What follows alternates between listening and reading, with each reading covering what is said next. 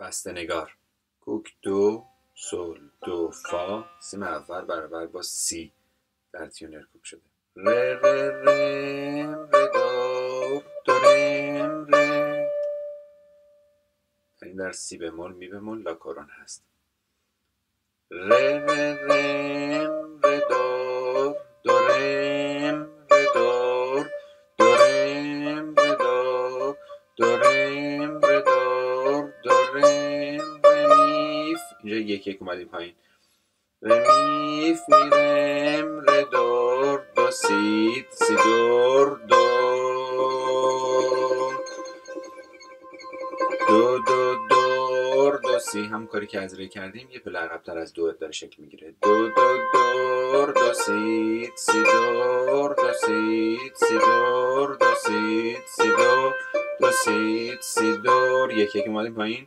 دو رم ر دور دو سی سی لاس لا سی سی لاس.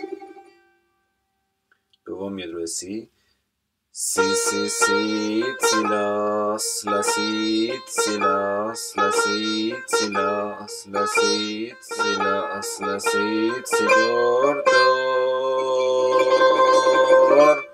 دو سی لا سی سی لا سو لاس سی لا سو فا سول.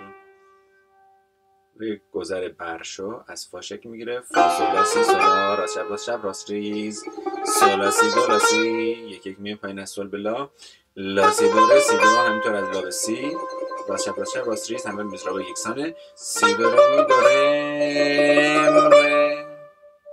و باز روی حجاز ایست میکنیم. این بسته‌نگار حجاز میتونه باشه.